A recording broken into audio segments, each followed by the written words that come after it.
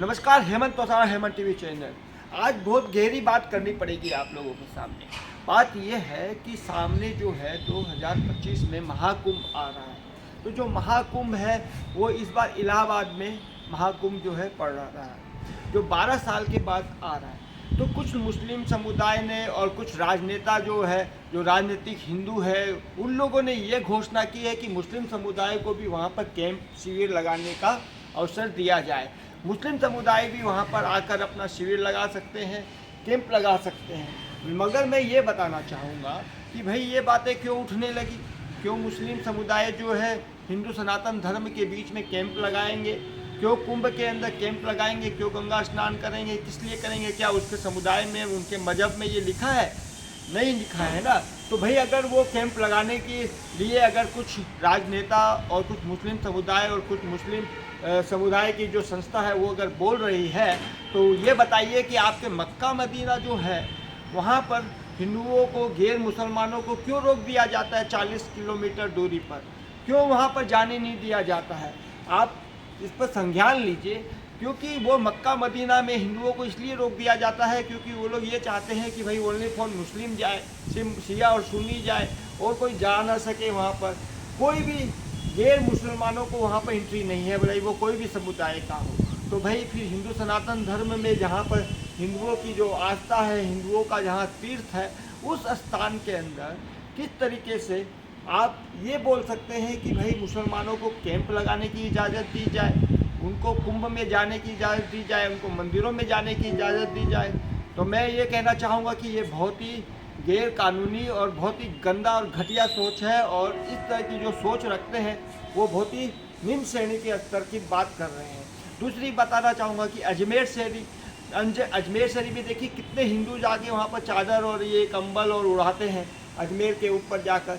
तो मैं तो खुद मुसलमान से कहना चाहूँगा कि आप अपना एक फतवा जाहिर करिए कि मस्जिद के अंदर हिंदुओं का जो है जाना वर्जित है, ऐसा आप फतवा जाहिर करिए।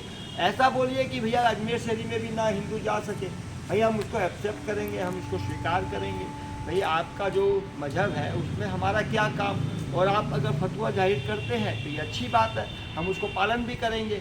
लेकिन हम भी ये घोषणा करते हैं कि भाई जहाँ पर हिंदुओं के तीर्थ हैं, भाई वो केदारनाथ, बद्रीनाथ, यमुनोत्री हो, हरिद्वार हो, या इलाहाबाद हो, या फिर कहीं भी हो हिंदुओं का, जहाँ द्वारका हो, या पुरी हो, जगन्नाथपुरी हो, या रामेश्वरम कन्याकुमारी हो, हम भी चाहेंगे कि भाई वहाँ पर भी मुसलमानों का जो है ज़मीन खरीदना, वहाँ पर जाना, वहाँ पर बिजनेस व्यापार करना वो भी वर्जित है। क्योंकि भाई वो हिंदुओं का तीर्थ है, इसलिए हिंदुओं के तीर्थ में मुसलमानों की जो एंट्री है वो नो एंट्री होनी चाहिए। और अगर वो जाते हैं और वहाँ पर कोई भी कार्य करते हैं तो वो गैर कानूनी कार्य करते हैं।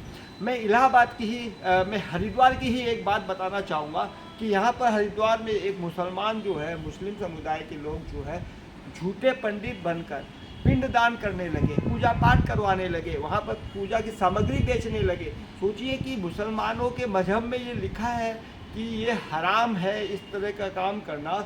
वो दिवाली की मुबारकबाद नहीं देते, होली की मुबारकबाद नहीं देते, और इस तरह के कार्य कर रहे हैं। झूठे पंडित बनकर पिंडदान करवा रहे हैं, पूजा पाठ करवा रहे हैं, और झूठे मंत्रों का उच्चारण कर रहे हैं, और पकड़े गए ऐसे मुसलमान। तो उसके ऊपर मुस्लिम समुदाय के जो बड़े बड़े स्कॉलर हैं, बड़े बड़े मौलवी हैं, वो क्यों चुप है? किस लिए चुप है? क्या ये सही काम है? क्या ये उन्होंने जो कार्य किया वो सही है? तो भैया सीधा सीधा है कि आप एक काम करो, मुसलमानों का जो मजहब है उसको लात मारो और हिंदू धर्म अपना लो। हम तो खुद चाहते हैं आप गंगा जल का आचमन करो और हिंदू बन जाओ।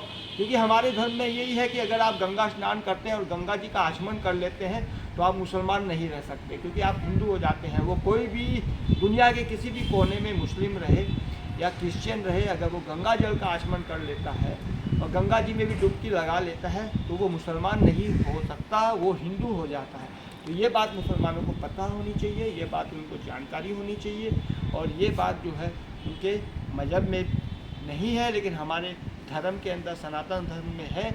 इसलिए मैं बताना चाहूँगा कि जो लोग ये बात बोल रहे हैं कि कुंभ के अंदर मुसलमानों को जगह देनी चाहिए, कैंप लगाने की जगह देनी चाहिए, व्यापार करने की जगह देनी चाहिए, और मंदिरों के अगल बगल में मुस्लिम समुदाय की जो दुकानें हैं उससे भी हटा देनी चाहिए, क्योंकि मुस्लिम समुदाय उसके अंदर थूकते हैं उसको गंदा करके देते हैं, जिसको हम भगवान के यहाँ चढ़ाते हैं, वो प्रसाद हो, फूल पत्ती हो या कोई भी चीज़ की सामग्री हो जो भगवान के ऊपर चढ़ती है, मुसलमानों से बिल्कुल नहीं लेना चाहिए, क्योंकि उन्होंने अपना विश्वास खो दिया है पूरे हिंदुस्तान में ही नहीं, पूरे विश्व में। और इस तरह की जो हरकत जो हो रही है उससे कहीं ना कहीं एक चीज़ साबित होती है कि ये उनकी सोची समझी जानबूझ के रची हुई रचना है, और जिसके वजह से अच्छे मुसलमान भी जो है इस गिरफ्त में आ जाते हैं। कुछ घटिया मुसलमानों की वजह से उनके समुदाय के ऊपर अंगली उठने लगती है और लोग उनको कुछ ना कुछ बोली देते हैं।